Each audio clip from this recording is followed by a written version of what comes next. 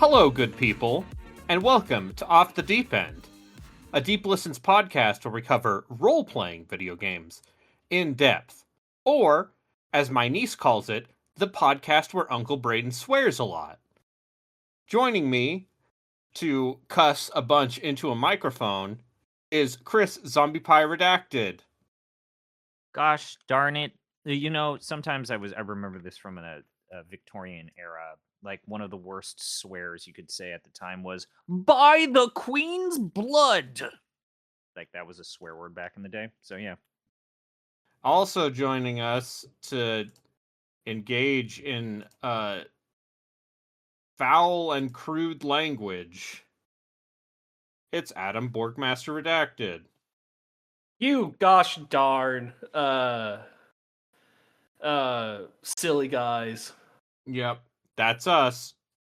You know what, We Braden? Now do a that you peeled off the bandage, what is the Deadwood of CRPG swearing, where they stopped doing their own like in-universe swear language and instead started just dropping F-bombs? I mean, there's a bunch of swearing in this game, right? Yeah. There's a decent amount of cussing in this game, but what's the Deadwood? Because Deadwood was, though I say this, I think I've said this to Braden, I have never used this term with Borgmaster, is, as people know, prior to Deadwood, most Westerns recognized the fact that cowboys didn't actually say fuck. And then Deadwood came out and had them say fuck, and now every rated R Western just has them use contemporaneous or modern swears instead of being like, "You goddamn person." So what's the Deadwood of CRPGs, where instead of saying "by the blessings of Palace" or something like that? I think the closest... Which nihilistic Polish RPG had the most cussing in it? I think the closest analog is like those questionably translated Slavic RPGs where they just have a bunch of weird cussing and like people talking about sodomizing each other. Because I guess that's just how Russian people talk. But yeah, when it's translated into English, it just is like, why is every single character saying the swear words? I'm just delivering them rad roaches. The Slavic rad roaches. So be glad that I'm not going to make you play Adam RPG. So the Rontgen roaches, really? Because no, nothing for that. I have nothing to say to you in that regard. Yeah, be glad that I'm not subjecting you to that and instead making you play an Eastern European Slavic RPG that I like, that you will hate. Like how much travel is there between like the good and bad weird Slavic CRPGs? I mean, a lot. Only time will tell. We could do a special Adam Borgmaster Redacted on Slavjank.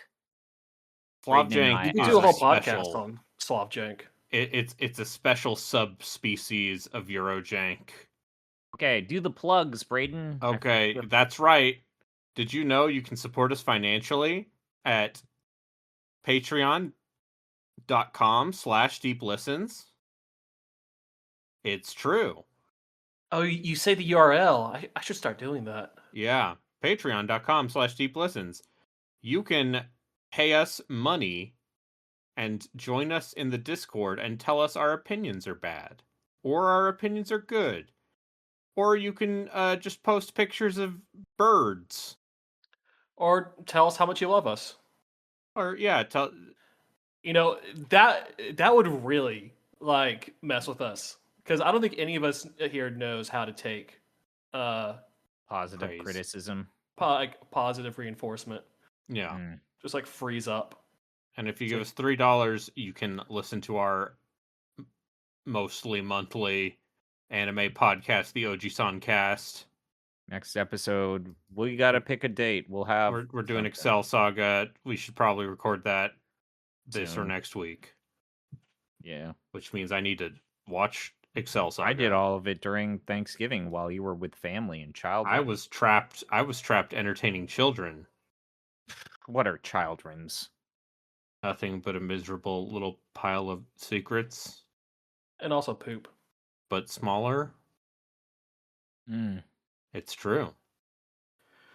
But no, instead today we're covering a video game that ZP picked, which somehow is the only Obsidian game that we have covered for this podcast thus far. Tyranny.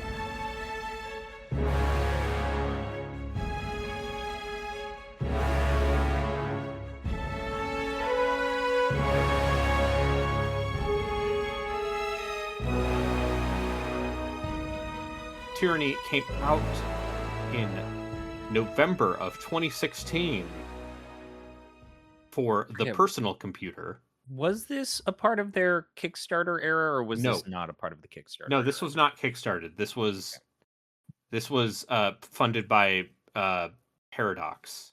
Was this their last game before they got bought by Microsoft? No, Pillars 2 was. Ah, okay. So, yeah, it's the game that came out in between Pillars 1 and 2.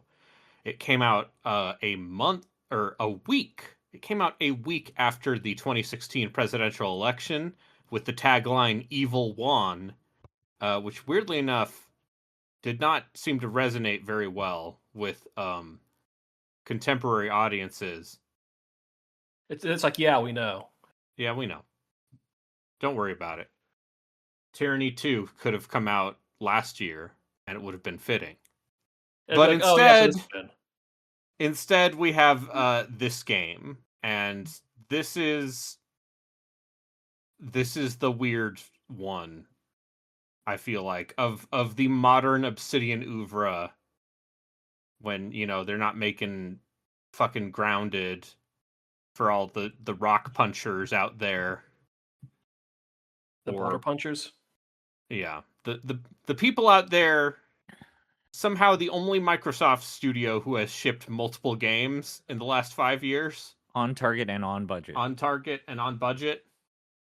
Obsidian. Because they had to spend, basically a decade and a half getting their own shit together. Just running out of money constantly. Fergus just moving and wheeling and dealing, trying to find some form of financial support for their studio. Sega denying them everything and anything. And then somehow landing on, I mean, that's the backstory, like the shadow of this game is the not so secret of Obsidian is they would have fucking died had that Stick of Truth game not come out and basically gave them a fat wad of cash that kept them alive for enough years to then be sold as a viable business to Microsoft. Anyways, It turns out making good, interesting RPGs isn't profitable. No, absolutely not, unless you're Larian. But they figured out something. Something happened there. I can't tell you what happened, but something happened. I don't know. Listen, I've been on the horn for years being like Pillars 2 is the best one of these modern CRPGs, and it didn't matter. Well, there's a podcast about Pillars 2. Yeah. And they said it was okay. And because they don't appreciate art, because they're like, oh, I have to play the video game? I just want to play a fun little interactive narrative story that tells me about how capitalism is bad. Well, then they should have played Tyranny instead. They should have played Tyranny and That's just, a segue. set the combat difficulty to easy. So, Tyranny is an isometric, top-down computer role-playing game built on the same tech as Pillars of Eternity 1. It is real-time with pause combat. It has moral choices. And I would say a classless character development system that mostly just leads to you pigeonholing yourself into what would be an RPG class. But the most interesting thing about this game is the setting and the way it sets itself up. Who wants to explain that? Well, this is where I'm going to kind of put my foot down and just offer a little like weird backstory to this game. So, Yes. Tyranny comes from a studio, Obsidian Entertainment, and it's hard to think about it because now Obsidian makes games at a decent pace within like a moderate scope and sequence.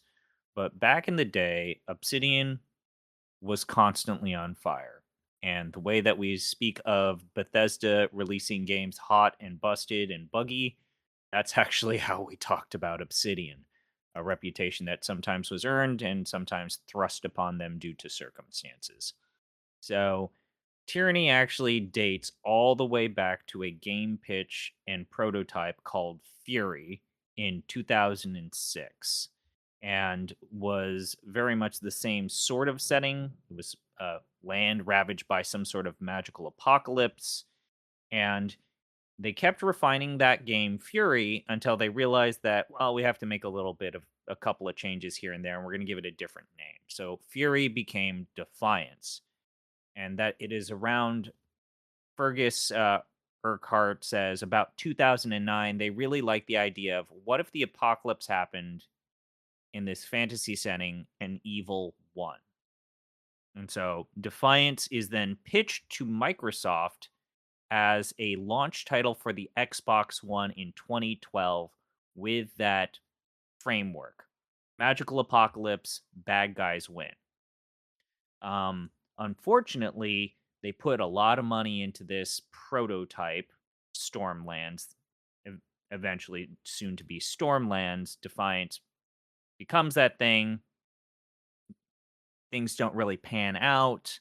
The game gets canceled, and Obsidian then has to lay off about 30 employees.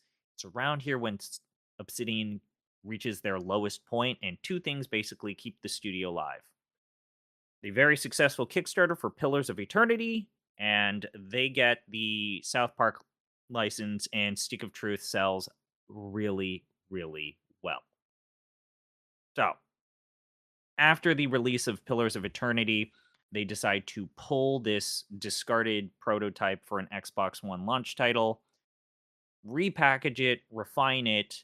It was, I believe, Brian Haynes who thought we got to change these kind of mustache twirling villains into actual evil people, and we're going to fully commit to this world and have it run on Unity, which was Unity was already the basis for Pillars of Eternity. Contrary to popular belief, Pillars of Eternity is not set in the world of Tyranny. Is just not set in the world of Pillars of Eternity, though they technically share some guts here and there. Tyranny, though, the big difference mechanically is that it is a skill-based growth system rather than a class-based one, as Braden pointed out. Last little disclaimer is that this is one of the final kind of bodies of work from Obsidian that Chris Avallone, known kind of disgraced game designer Chris Avallone, touched.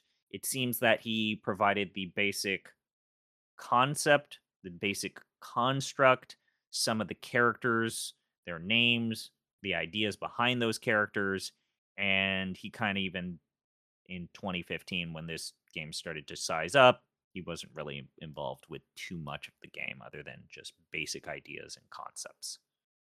So, that's the backstory to the game.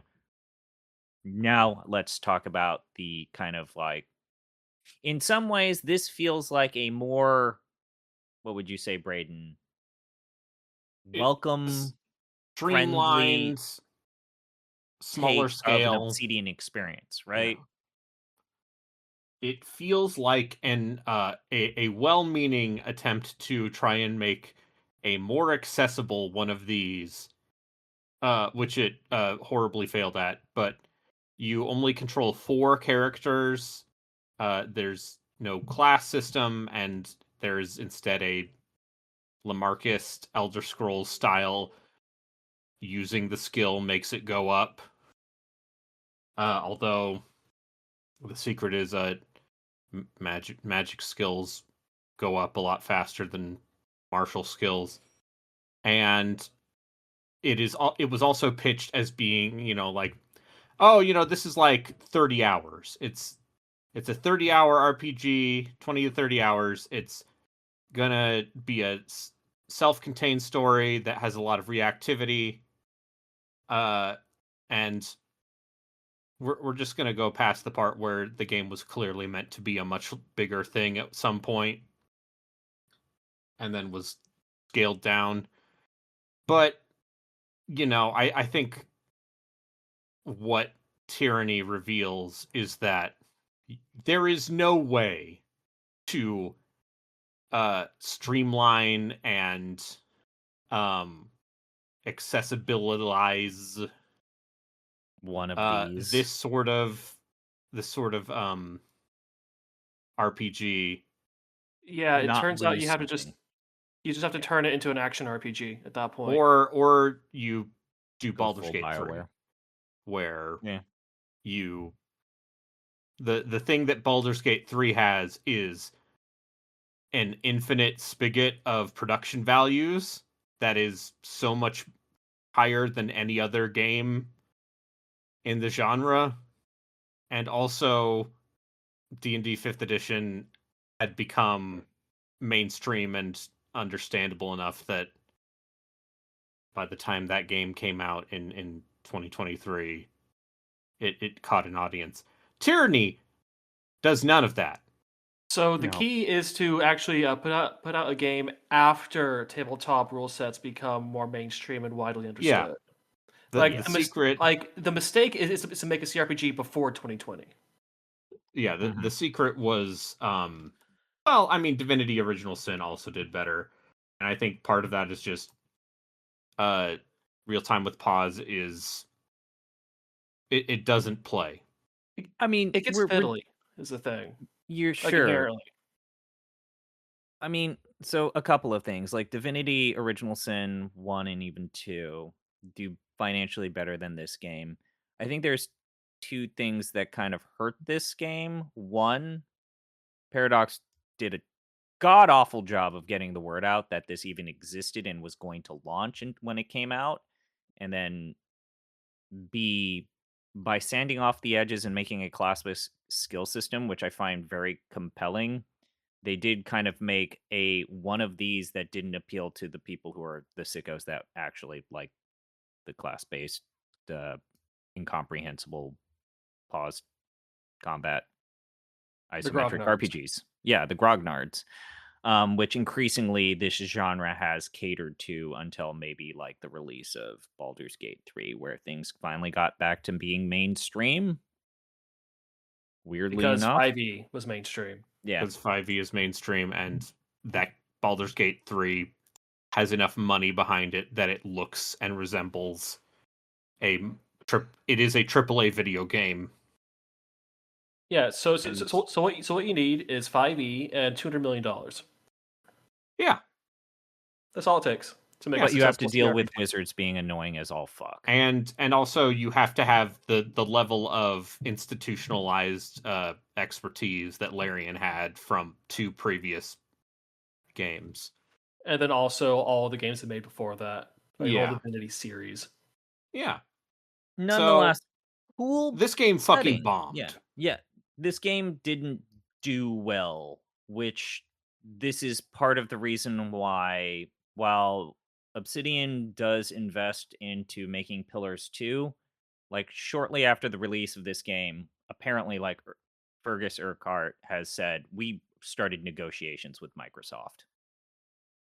Like, it was pretty like we were going to die after the release of Pillars 2, or we were going to get bought by Yeah. Microsoft. Pillars 2 also underperformed at launch. It eventually turned a profit, but not before giving Josh Sawyer Vietnam War flashbacks anytime anyone asks him about that game.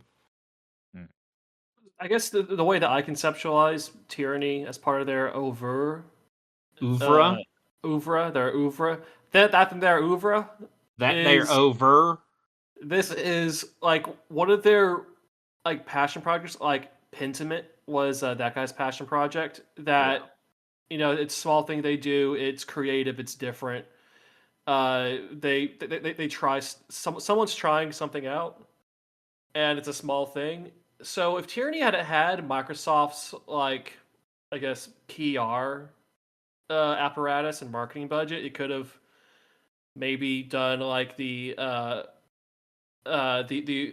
awards darling, but like the critical darling thing of like that Pentiment ended up doing. This is where I say this game deserves the New Vegas-esque popular reevaluation, but that's never going to happen. No, probably Because not. it's not a first-person video game. And as cool as the character creation suite is in this game, it's not quite. Braden, I don't think that this game will be embraced by, say, the LGBTQ, especially the I trans know. community, the way that New Vegas did. I'm sorry that it turns out the only way for games to get retroactive reevaluations is to get really big with grognards and trans people. So it doesn't help that when looking for online opinions of Tyranny, you have your people who understand the art of it and what's going on, and engage with it on as like an actual artistic product. They have the kinds of guys who like would think that Tyler Durden's just a cool guy and don't see what the big deal is. They're also into it because there are already blue-haired women in it. Oh, I'm sure So there were the wrong people who misunderstood the part where you are explicitly evil in this game. yes, which if you're say browsing for YouTube essays about Tyranny, you're either going to land on like a Noah Caldwell Gervais or going to land on one of those guys. So Yeah. even retroactively, it's hard to like without playing it. It's hard to like get a handle on what this thing is.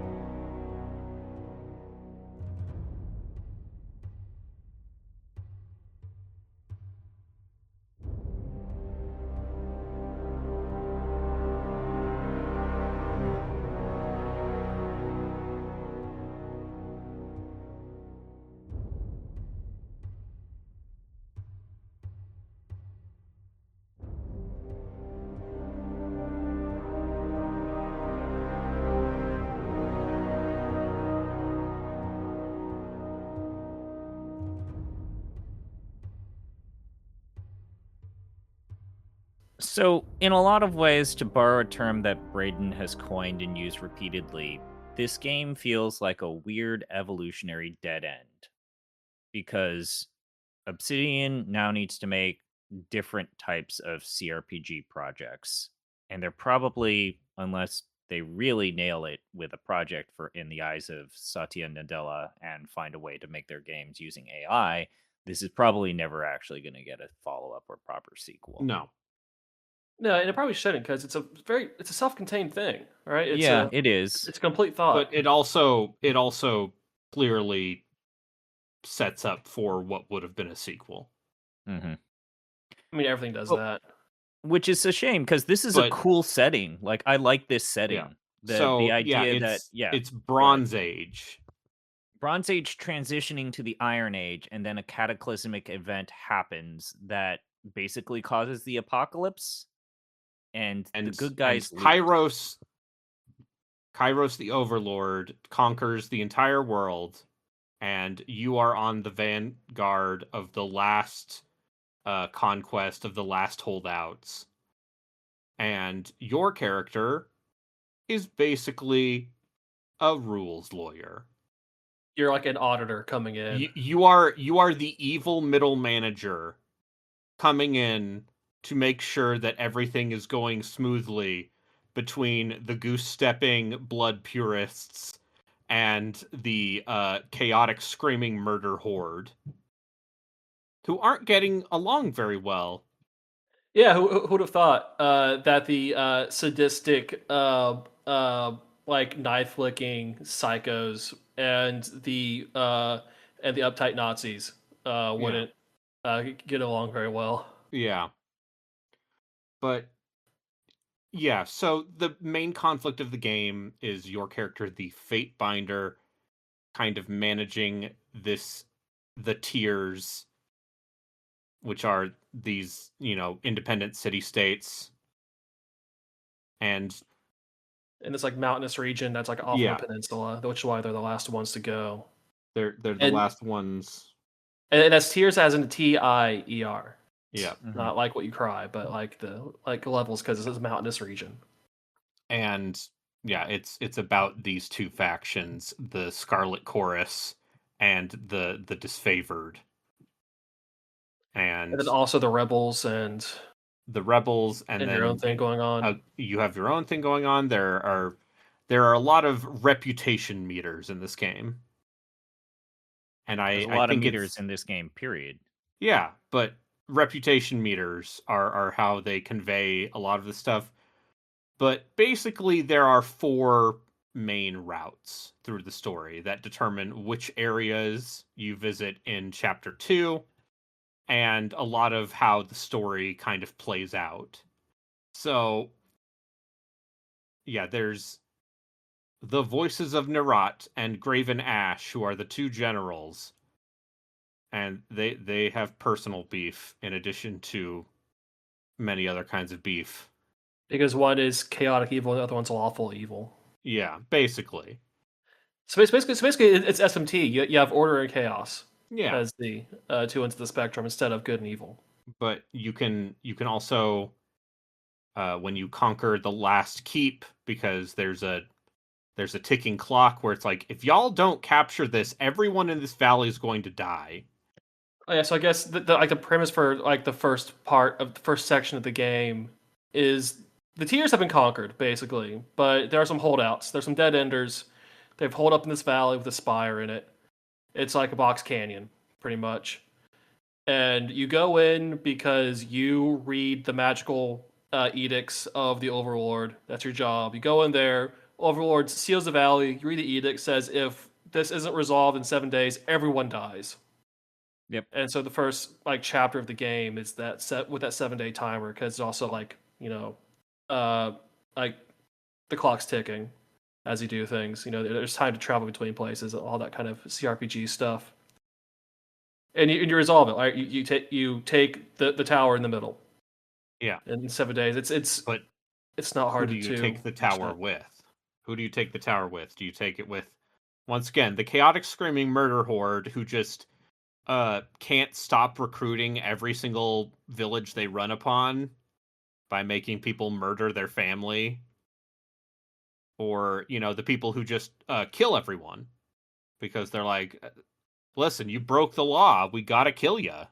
Or the goose steppers. Yeah. Yeah, the goose steppers, yeah, the disfavored. But you can also, because this is an RPG and everyone wants to be the champion of their own story, you can claim the spire for yourself, Which is or also you a very can, Obsidian thing. yeah. Yeah. Because like the I'm whole saying this right now, if you pick the wild card path in New Vegas, you're a fucking coward. Oh, I wanna conquer everything myself. probably that is has been the third option, Yeah. like option C. The It third had way. was Yeah. I mean I'm not gonna call it third way for reasons, but that's the whole thing of like early Obsidian. That's the thing they do. Yeah. That's I Their mean, it storytelling also makes style. sense if you piss off all the other factions too much. There's also you can also get to the last area in Pillars 2 without needing to take a side if you have a good enough ship. All you need is a good ship and the wind Yeah, to sail on by. all you need is to spend an insane amount of money on a boat. And Sure. then yeah. But and then the fourth route is you can co-opt the rebels, That's the fun one. which That is is a fun the one. one I picked for this replay, and it is it's pretty good because basically if you are nice to the rebels and like are very courteous to them and respectful, you can be like, "Hey, how about this? What if I take it for you?" Because that fills the letter of the law that says a servant of Kairos must claim the spire. And then you people are under my protection. And And then you you go can and kill both of the other two yeah. factions. Yeah. Well, yeah, that does get to kind of discussing the ending, which I guess here's the thing. We'll talk more about the story because there's not. I mean, it's world building with some compelling characters, but I it's think about you making choices that have a yeah. physical impact in the environment. I think this game is very effective at establishing its world and establishing its primary players in a very short amount of time because I mean, let's be real. They're not, the factions are not subtle with their aesthetics and creeds, but it's effective because when you are interacting with rank and file soldiers or officers and they're just normal people who are, doing heinous things, Yeah. it's As you it, do. it gives them it gives them texture and depth, which, I would say is maybe kind of the point of this game is like no one in this game is a good person. But a lot of Mhm. them, like the not the magic insane people in charge, but like the everyone on the ground is understandably a person, Yes. and existing in an evil world, and so there's opportunities for you to, I guess, interrogate your own ethical system that you live by, And you if yeah. you have the capacity for that. And if the main character Like get have to interact with this world and do something with this world. you You have can't a lot just of leeway over how you interpret the law. And it's the law of Kairos. It brings prosperity and unity to all peoples in or exchange for else. freedom. Well, I mean, you're pitched as being having the power to be judge, jury, and even executioner with anything that's presented before you when you're You are the doing law. the yeah, you Yeah. are law and executioner. I So am the that law. kind of ties into you pretty much getting full reign to do super heinous stuff, or you're trying to bring back some semblance of order. Though, even the times where you're technically doing the less bad option, that's really the best way to describe it, is you're just doing the less bad option. You're There's some occasions where you're not allowed to be good, like straight up just good, because it doesn't Yeah, make sense. because you're You mopping up a like it's the mop up of a conquest by an evil empire, and you work for the evil empire, and that's just the world you exist in. So how do you exist in that? And again, there's very interesting things to do. This is a very dialogue heavy game. Uh, some would charitably call it the like spiritual inheritor of Planescape Torment, if you're being charitable to about it. some to some degree, yes. So, so like the meat of this game, because like the combat, it just exists. I don't know, man. The But combat is a worse version of Pillars combat. The magic system is the most interesting thing here because you Well, can it's the craft magic and the leveling spells. system that are the big differentiator between pillars. I agree that it ends up no matter what being just a less good version of pillars, but It's the fact that it's a classless, more skill-based system with you can craft whatever spells you want.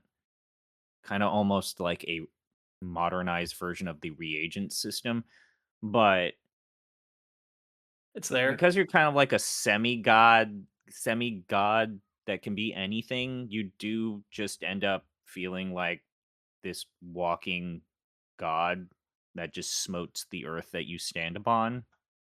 Which is your job, by the way. Yeah. Uh, Yeah, but but like the meat of this game is in like the dialogue and the narrative and the lore yeah. and interacting with the world. The actual dungeoneering and combat is very, I would say, It gives you something to do. it functions. It What were some functions. You're what yeah, mostly fighting so humans. what were some of your favorite moments in Tyranny or some of the choices that So you yeah, had? your choice of route at the end of Act 1 determines which areas you go to in Act 2. So you can go to a couple different places depending on which which side you took. You can go to that library and be like, "Yo, this place This burned place is down, on huh? This fire. place is on fire." Well, that's another part of the world building in this. So while you're exploring the world of Tyranny, you see the ruins of a unnamed civilization. Kyros really doesn't want you to touch or explore the old walls, but you can also explore the spires, which he allows you to basically check out and do whatever the fuck you want. But Which, this yeah, like, ancient civilization is no. We don't talk about it. They yeah, failed. They're like, dead. the back half of the game gets very concerned with the sources of Kairos' power and you tapping into that. And are you going to be a rival to it, or are you going to be the strongest Archon under Kairos? You know, like there's like the real routing is in the back half, and that's where it gets into like the big world war. And I guess we don't have to spoil that part. No. Uh, All I will say is similar to Braden. If you sided with Kairos, you're a fucking coward. Well, I mean, you can, or if you do the wild card, that's what I think. But Even also, then, if you're like, I love the Overlord, actually, that's sure. I guess you could do that. That's something they added later. yeah, doing the in character, in universe like role play of yeah, I was sent here to clean up the tiers, and I cleaned it up, and now I'm in charge of the tiers under Kairos. Yeah, That's I guess but the ending they added, yeah, which is and they added because I guess like in lore, like in world, that would make the most sense for like who your character is. But I guess that's a coward's way out is to play along mhm, with the tyranny. yeah, world is suffering from a fascist. What if we were fascist? It's like, oh yeah, we're doing the Kotor thing where you have to include by your own moral barometer. You have to include what if you were ultimate evil option. And it's There are not weird like inter Renegade in Mass Effect, where it's like, oh yeah, I kicked this guy out of a window because I'm a renegade. It's like, no, what if I massacred the city with my armies? There are some So funny moments though in the game every now and again. yeah, especially the Psycho Murder Horde. They have a sense of humor. yeah. No, they have a lot of people there are just like normal people who's like, yeah, man. Now I learned fire magic because I don't want to get murdered by the guy next to me. So So yeah, let's get into it. Like if there is something to say, I wish that they would go back to this well. It's the magic system. But before we can yeah. talk about the magic system, Braden, we have to talk about the idea that this is a classless Classless CRPG in sneer system. quotes. Because even though Obsidian would like you to believe that you're not creating rangers or mages and warrior, you're still basically creating one of those So archetypes. your party members, there are what, six? Yeah. Yes, there are six Yeah, companions in this game, and you can only bring three of them with you at any given time. And they each kind of represent a different facet of the people in this area. There's Barrick, who is from the disfavored, and he is literally stuck in his armor because of various magical things. Very There's painful Verse. things. Yeah, Verse, she's from the Scarlet Chorus, and she's like, I'll kill anyone to survive. I'm a survivor. I'll stab him. I'll stab him for you. Please don't throw me under the bus or off your tower. Uh, there's Lantry, who is your healer mage, but he also has throwing knives. And he's like, I just want to chronicle all of this. And he was a collaborator who like Yes. got enslaved for his trouble. Yep.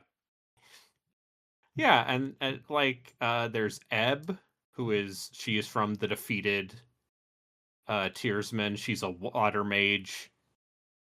And she's like, listen, if I have to pledge myself to you to not get murdered, I'll do it. Mm-hmm. And then the last two are Siren, who is the Archon of Song and is basically the bard.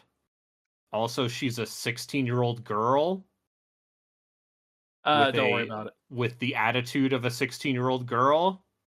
And then there's Don't worry Kills about and it. Shadow, who is a giant feral beast woman. She's fun. And she's the last one to show up in the game. Yeah. As a character, which if she showed up earlier, there might have been more internet response to the game.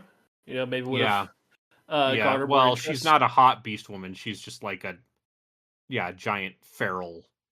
But also, the thing about the beast people is they are intelligent and sentient. And depending on who you side with, there's some stuff with that.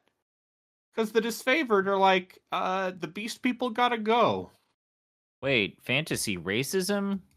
Well, let's be real. The disfavored are just regular racism Yeah. because they only recruit from their homeland. I mean, at least they're very consistent. No, wait, no, that came out wrong. They're very consistent about their philosophy Yeah, and their interpretation of their doctrine. yeah. Yeah, They're very rigid. say what you will about Graven Ash, but at least the trains run on time. Yeah. Never mind that none of his soldiers know how to read because it's not important. Mm-hmm. That is very like ancient and medieval world type of warrior Yes. class thing. It's but yeah, I think the characters who are your favorite of the party members, cuz you can get a lot of talking with the party members and they all I wouldn't say they're the top tier of Obsidian party members, but they all have enough going on that they do not fall under like stereotypes or easy archetypes. And Wait, what would you say is the top tier of Obsidian party members? I mean people like KOTOR too, right? Yeah. And I think Mask of the Betrayer also. Oh. And maybe Pillars too. But yeah, how do you two feel about the party members in general? Because they each basically have two builds they can do. Like they have two skill trees each that put them in very specific roles. So you can technically teach them magic, teach your fights magic if you really want to, but given that they don't have any skills that make their magic better, you don't need to. But you, the player character, you have access to like 6 skill trees that each Yeah. vaguely correspond to Fighty Man, Agile Man, Magic Man, So, as someone Heal who likes Man. the concept of this game's magic system more than actually playing it, my companions were very often mages and more magically focused Yeah, characters. So, I ended up using Lantry a lot, and boy, howdy, I kind of enjoyed him. I know that he's some people great. make the misreading that he's just a personal butler, but he really isn't. There's a lot of nuance to why he's like recording everything you do, and he's got a lot of sarcasm to him. Yes. Um, and Like if you he is do, making personal note that like, listen, I will be your sycophant because I don't want to die. well, I guess I'll say this as a spoiler. He's maybe the best companion to sacrifice to the voices if he has the Oh, if you required si- if you side with the loyalty. chorus, yeah. Yeah, if you side with the chorus and you need to start sacrificing people to the voices, he's one of the better options for that. I'll just put that He out might there. have done some stuff.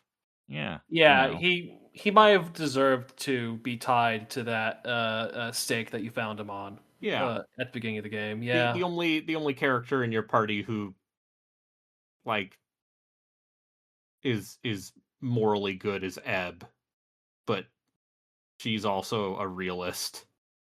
yeah, because I guess because shit's fucked. Just Yeah. generally speaking, there's only so much you can do. Or yeah, this person has this comes from this belief system and all this, but also they just follow in line what's going on because shit's fucked. And the weird thing is, uh, some of the companion quest lines are only in the DLC. If you want to get Barrick out of his armor, that's something that is in the DLC, and it feels like those. And Verse also has a personal quest in the Bastard's Wound area, and once again speaks to maybe they just cut a bunch of this stuff out of the game. S- So you said you played the Rebel Path. I was gonna Yeah, ask. I did the So Vendrian does Guard. Siren get more development if you go on the Rebel Path? Because it feels like I she mean, would, but she doesn't really. she's just kind of a spoiled brat, and but also, she's had a rough life. I mean, She has my she has a problem with. Sorry, go helmet ahead. on that Yeah. basically is used to control her. I guess my thing is like she was never able to confront the voices of Narot in a cool way and Yeah. like Also, yeah, the unlock her voices true of Narod power. maybe got a little touchy with her, which Um, is a no-no. and then I know that well, yeah, you can't take her helmet off if you don't have the Bastard's Wound DLC. I could be wrong about that, but I know that she gets a little bit extra stuff if you get that Yeah. DLC, which is a whole It's different weird weird issue. because the other DLC in the game is basically just a bunch of extra like flavor events when you are traveling around the area. A lot of like choose your own adventure stuff. Hmm. But yeah, so there's So it's there time are a to actually lot of talk about the different magic ways system. all of these different areas can play out, and the game is pretty good about acknowledging this. And your boss, who is Tunon, the Archon of Law, will respond accordingly if he thinks you are doing law badly. But also, you can rules lawyer him, and he'll let Yeah, you get away with whatever if you can talk your way out of it. yeah, it's great. It's great. Every D&D player's experience. I mean, yes, this really is the D&D experience. It's just all rules lawyering. Oops, all rules lawyer. So I guess now it's time to actually talk about that magic system. Yeah, You keep Yeah. skirting around. It's So you there's can be a sigils. mage if you really want to be a mage in this game, but there's a little bit of weirdness in terms of the magic works. It's kind of like what Braden was saying is while this game will say that it is a classless skill-based system, you do end up working into one of two camps. You either hit hard or you make magic. And so hitting hard just means buying equipment and then just getting the abilities and the skills that, you know, let you hit harder or faster. If you want to craft spells, you have to understand that each spell starts with core attributes representing an elemental power, whether it be fire or ice. And then you have like a directed bolt or a wide range cone that you then have to apply. And you can add accents or different effects that impact the strength, the range, and AoE effects and different just statuses, damage types. and these cost lore points, which You limit need a high how lore powerful. skill, Yeah. which governs all of your magic stats.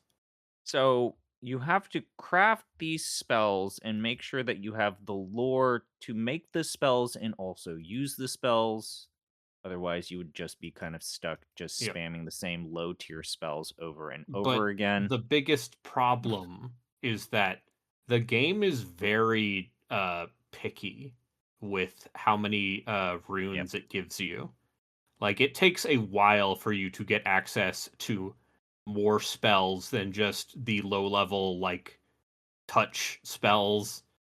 So So it's a system that takes a while in a to game show the that is player not why it very matters. long, yeah, Yeah.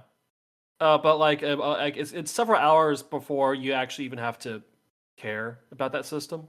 yeah, So that's yeah. probably You not the just best you thing. use the spells you have, but I think It's way too slow for the length of the game, like you said. yeah, And it it's or you have to know where stingy. all of these runes are.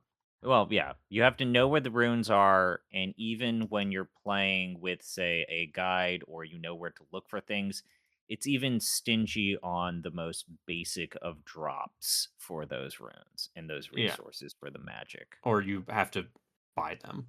Yeah, which luckily money's not a horribly hard thing to come by, but even then, it's like it's a new disconnected economy that you have to interact with and be careful about.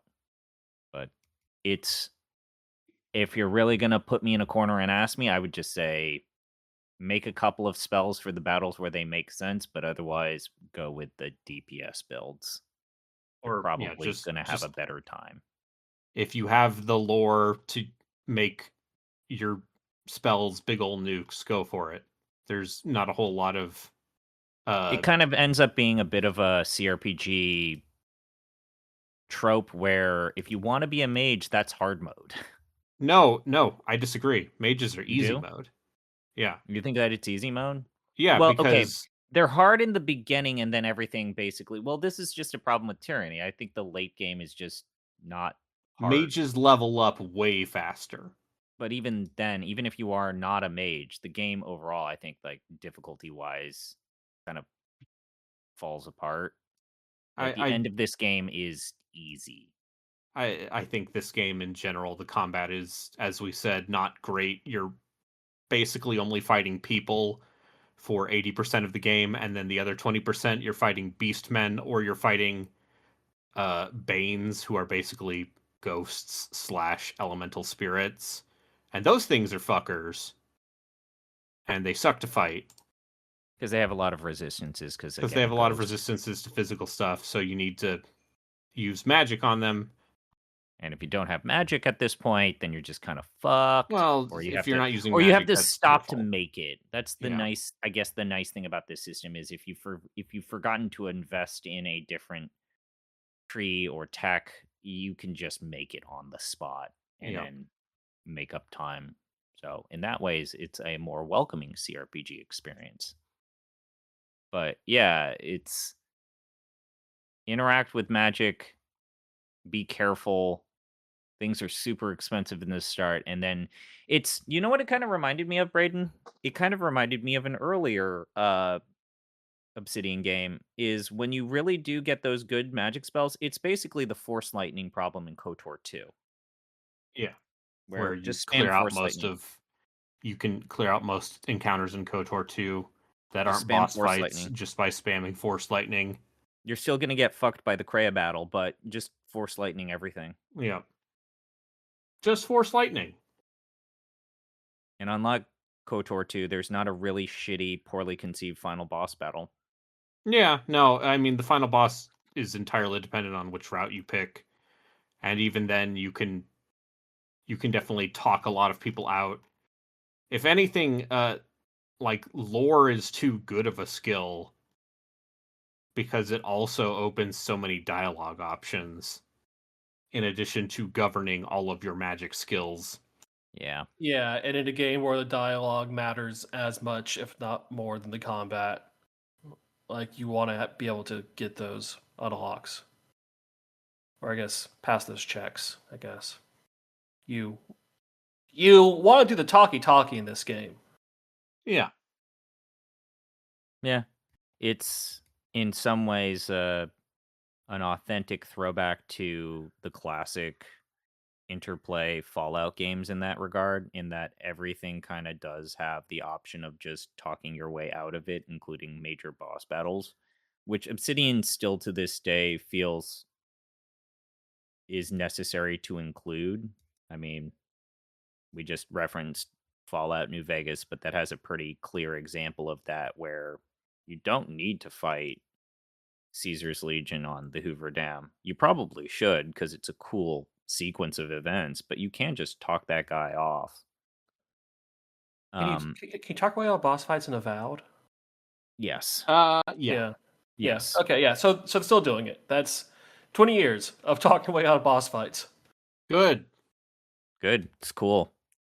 Like I like if doing it. and when we play classic Fallout, that's like the one cool thing that I really like about that, at least gameplay wise. Otherwise it's like a very crusty system, but Yeah. Well, yeah, the fun part about Fallout 1 is that they call it Fallout 1 because there's one viable character build. I mean, if that's the real problem. oh I thought geez, we agreed not to use the soundboard on podcasts, but okay. if there's, I mean, if we're No, I have playing no a problem. Fallout, it's gonna be Fallout 76. You want to spend 30 hours with us punching trees and listening to audio logs? Okay, now you've crossed the Okay, line. now we've crossed the line. I would say if we ever did do Fallout 76, I've always told Rio, who actually lives in West Virginia, like how they talk about how much they wanted that game to be like a realistic or at least a loving representation of West Virginia.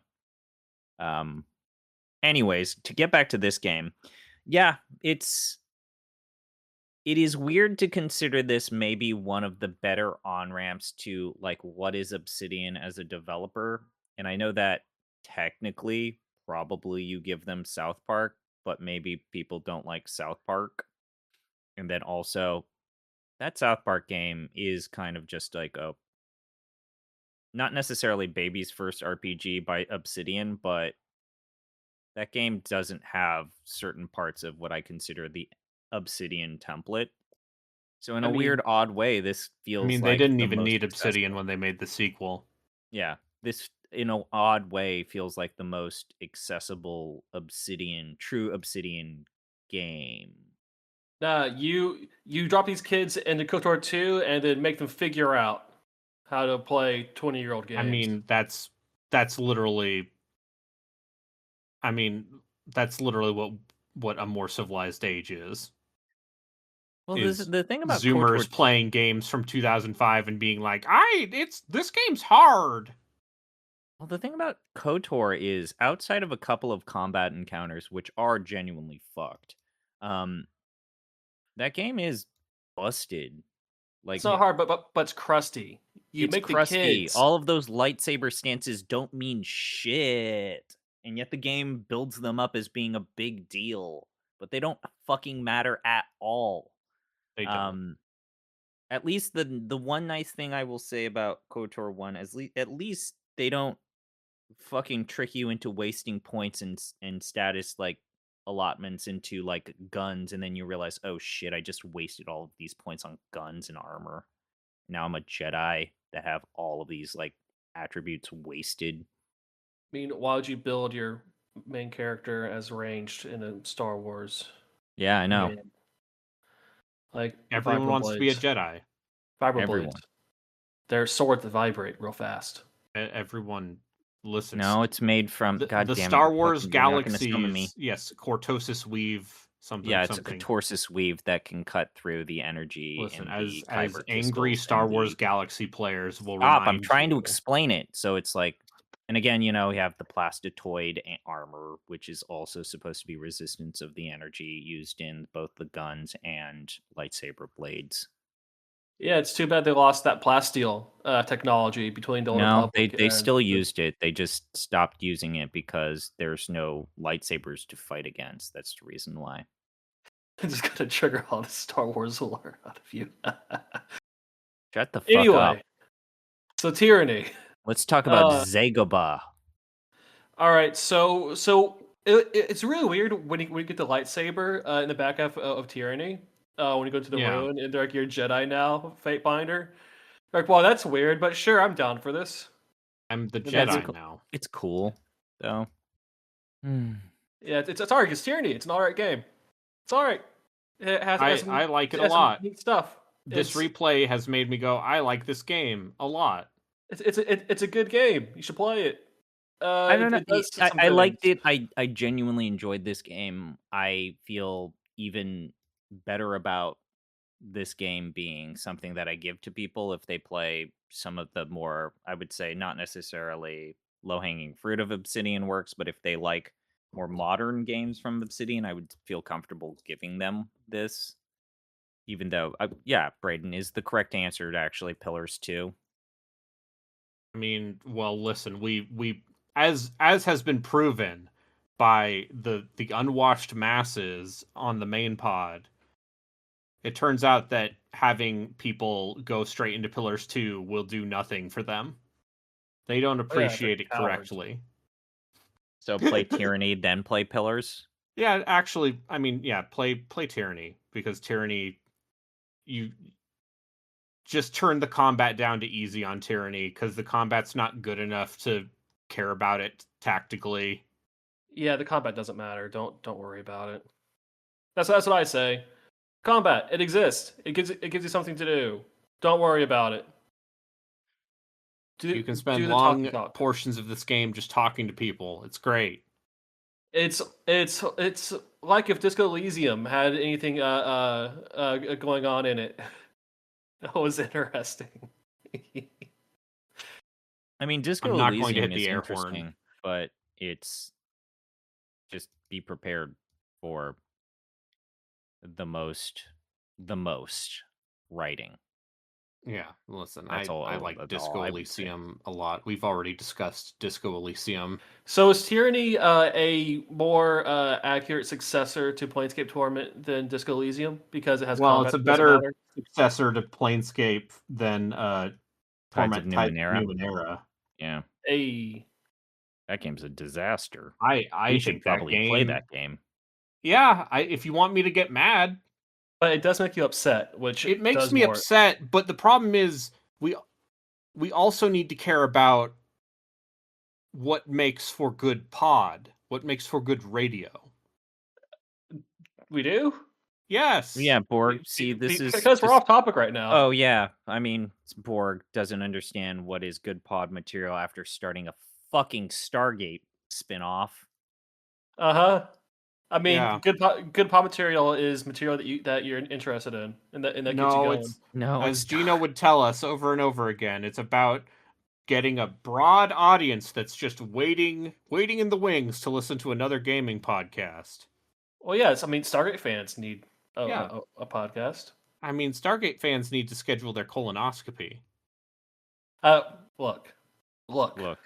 It has MacGyver in it. It sure does. The franchise gets better when you get to Atlantis. No, it. Okay, and Atlantis season 1. It's. I like let's Atlantis move season on. 2. Shut the fuck up. Oh god. We can fight. Bring me on your podcast when Which you start one has watching Ming Atlantis. Na I'm in it? an Atlantis defender.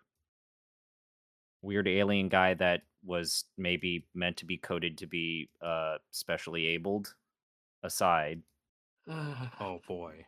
Yeah, there's a character like that. Borg knows who I'm talking about. Which one has Jason Momoa? That's Atlantis. Okay, baby Jason Momoa. A young Jason Momoa.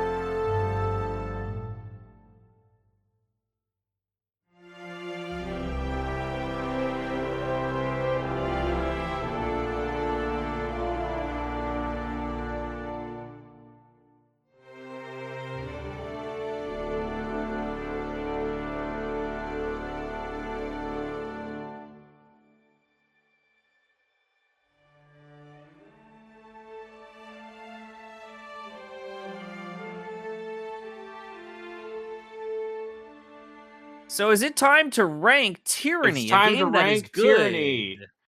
I still like this game a lot. All right, so how does Tyranny compare to Disco Elysium? Oh It's boy. better than Disco Elysium. Yeah, it's more just immediately Yeah, pleasing. no. Oh Immediately, wait, I would. you need to introduce the list. Sorry. Anyway, yes. Our you can find our list at bit.ly/OTDE rank.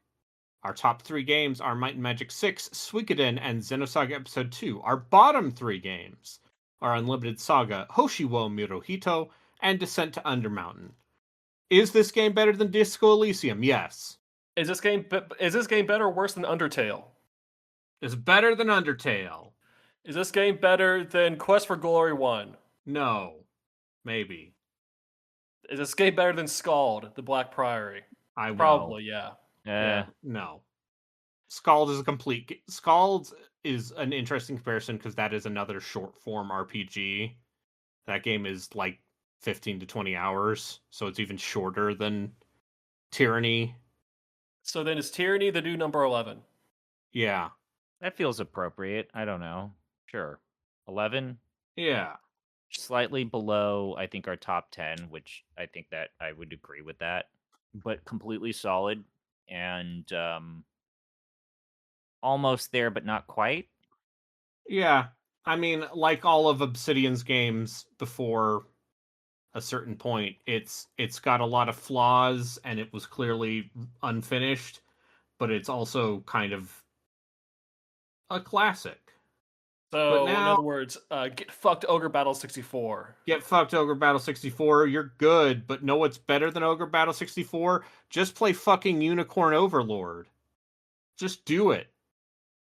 Because it's basically Ogre Battle 64, but without the part where you need to read a guide to find half of the shit in it. You heard me right. Yeah! Yeah. Coming for you, Ogre Battle. We're coming for you, dead franchise Ogre Battle. Anyway, yeah. So, what's next? It's your pick, Adam. That was my pick this time. How about we go back to the fan translation minds I love and the fan play translation minds. and play a classic, an absolute classic that everyone loved when it came A out. beloved Squaresoft video game for the A, PlayStation. a beloved Squaresoft video game for the PlayStation, which is, I mean, it's only one, and that one is Racing Lagoon. Yeah, Oh, the yeah. sequel to Bahamut Lagoon. Exactly. Which does Bahamut Lagoon have anything to do with Lagoon, or is that just a coincidence? No, listen, Bahamut Lagoon is like, what if a tactical RPG had a semblance of interesting ideas, but wasn't actually very fun to play? Yeah. Okay. In Well, that speaking of way, which, yeah. Hey, your wonderful little dragon companion ran into battle and immediately got myrtleized. Cool. Hey man, it's like how the original Front mission is like, this is super cool conceptually. Also, mechanically, it's a mess. so would you say that Bahamut Lagoon is the 50th best game you've ranked with this podcast? I would say Bahamut Lagoon was kind of a disappointment. You would say that it's worse than Nox and better than Soma Bringer. Yeah, I would.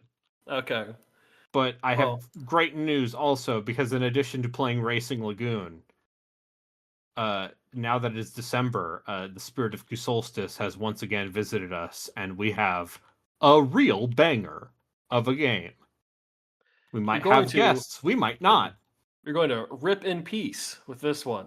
We're going to Go back to the. we're gonna find it's we're gonna have a great time. It's gonna be fantastic. Great. I'm gonna love it.